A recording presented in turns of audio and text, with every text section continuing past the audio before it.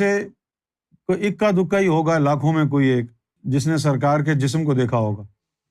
ایک ثبوت ندیم بھائی کا ملا، انہوں نے سرکار کے جسم مبارک کو دیکھا۔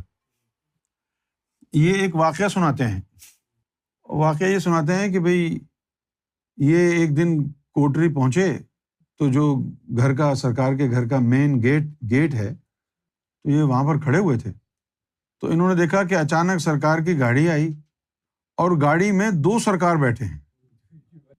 ایک تو وہ سرکار ہیں جو وہاں پر ہوتے ہی ہیں، روزانہ لوگوں سے ملاقات فرماتے ہیں، وہ گاڑی چلا رہے ہیں۔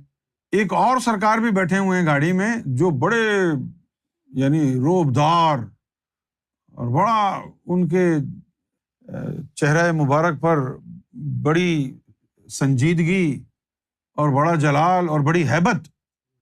تو ندیم بھائی کہتے ہیں کہ گاڑی آ کے رکی، سرکار گاڑی سے اترے اور سنو، سرکار جو گاڑی چلا رہے ہیں وہ اس ادب کے ساتھ دوسرے سرکار کی طرف گئے ہیں جس طرح ہم جس ادب میں سرکار کی طرف جاتے ہیں، یعنی جو ادب ہم یعنی سرکار کی بارگاہ میں اختیار کرتے ہیں، یعنی ہاتھ باندھ کے سر کو جھکا کے، بالکل اسی ادب کو اختیار کرتے ہوئے سرکار وہ جو دوسرے سرکار بیٹھے ہوئے ہیں ان کے پاس جاتے، دروازہ کھول کے سہارا دے کے گاڑی سے باہر۔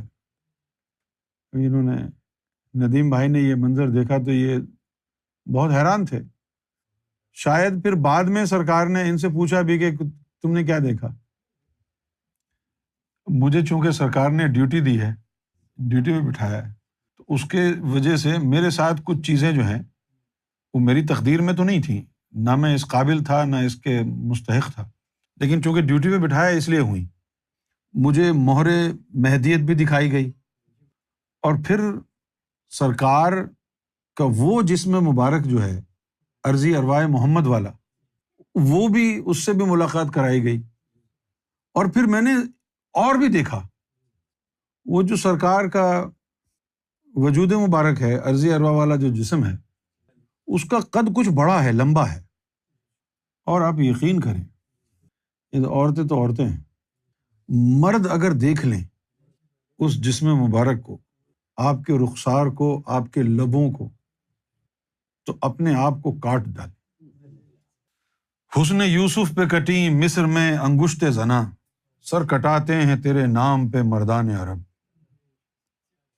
گلابی گلابی رخسار، گلابی گلابی ہونٹ، میں بیان نہیں کر سکتا۔ آپ